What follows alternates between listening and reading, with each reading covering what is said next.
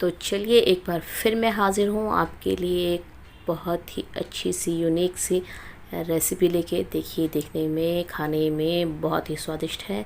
तो चलिए आज हम इसे ही बनाना सीखेंगे। उससे पहले आप सभी का स्वागत है हिमाचली शर्मा फैमिली चैनल पे।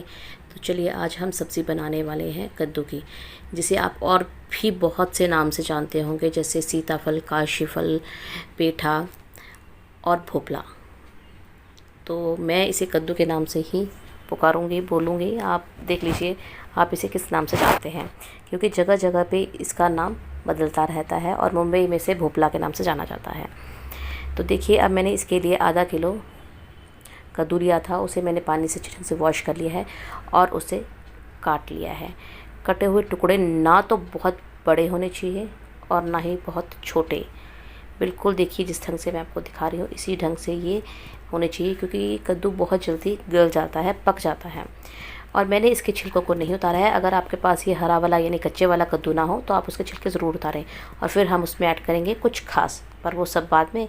सबसे पहले मैंने एक पैन को गैस पे रख दिया है और उसमें डाल दिया है सरसों का तेल। सरसों के तेल में बने खाने की बात ही अलग होती है और मेरा तो ये बिल्कुल ही फेवरेट है।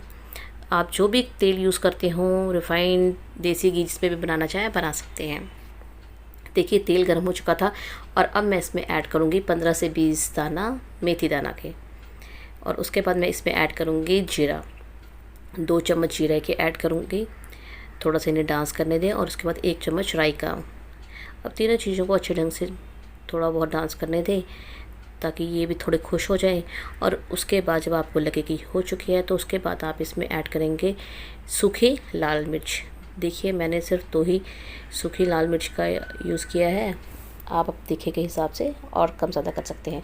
अब मैंने इसमें 1 चम्मच हल्दी का डाला है और 1 चम्मच देगी मिर्च का, जो सिर्फ कलर के लिए यूज़ होती है, तीखापन इसमें बिल्कुल भी नहीं होता है। तो चलिए इन्हें 10 सेकंड के लिए फटाफट हिला लेते हैं ताकि ये चीज़ें पक जाएँ। अब 10 सेकंड होने के बाद मुझे लग रहा है ये सब कुछ पक चुका है। तो चलिए अब हम इसमें डाल देते हैं सब्ज़ी को।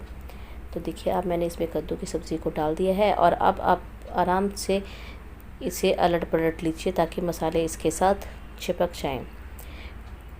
हमारे भारत में कुछ इस तरह की सब्ज़ियाँ मिलती हैं जो बनाना बहुत ही आसान होती हैं और बहुत जल्दी मिल जाती हैं।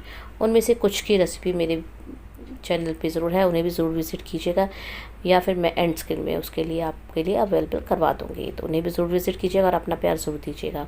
तो देखिए अब मसाला लग चुका है और अब मैं इसे थोड़ा देर ढक्कन दे के पका लूँगी। थोड़ी देर ढक्कन लगाने के बाद अब मुझे लग रहा है कि इसे एक बार खोल के ज़रूर देख लेना चाहिए, क्योंकि सबको पता है कि कच्चा कद्दू बहुत जल्दी पकता है। तो जब मैंने इसे एक बार खोल के देखा तो इसमें से मेथी की बहुत ही अच्छी सुगंध आ रही थी।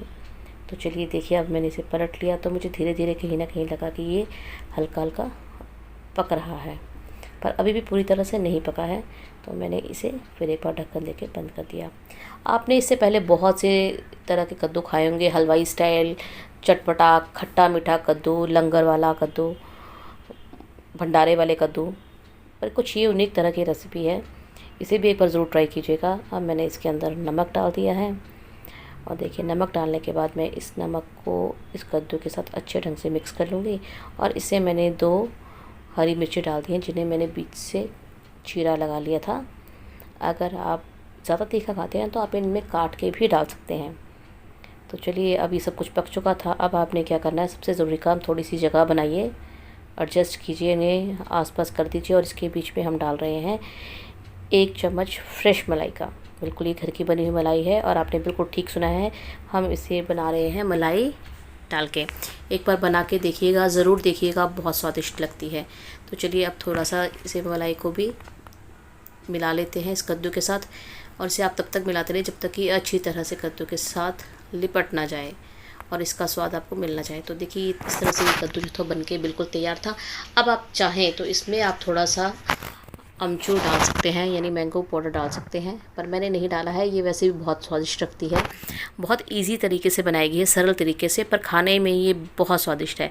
अब मैंने इसके ऊपर डाल दिया है कसूरी मेथी। आप हरा धनिया भी डाल सकते हैं, पर इसमें कसूरी मेथी का जो फ्रेगनेंस है और टेस्ट है वो बहुत अच्छा आता है। तो चलिए अब इन्हें भी आपस में मिला लेते हैं और सब्ज़ी तो हमारी बनके बिल्कुल तैयार हो चुकी है। अब हम इसे लेके जाएंगे सिर्फ सर्विंग के लिए। आप परांठे का और चपाती का इंतज़ाम कर लीजिए। तो चलिए फिर अब सर्विंग करते हैं। अगर आपको ये वीडियो पसंद आई हो तो इसे लाइक ज़रूर कीजिएगा। बहुत पसंद आई होगी तो अपने फैमिली फ्रेंड्स के साथ शेयर कीजिएगा। अगर न्यू हैं तो सब्सक्राइब भी कर लीजिएगा, और सब्सक्राइब कर रहे हैं तो बेल आइकन के साथ कीजिएगा ताकि आपको नोटिफिकेशन मिल सके। और सबसे ज़रूरी बात, कमेंट ज़रूर करिएगा, तभी आपका फीडबैक जो है मेरे तक पहुंचेगा। आज के लिए सिर्फ इतना ही है। जल्द एक नई रेसिपी के साथ, ड्रिंक के साथ आपके पास सामने फिर हाजिर होंगी।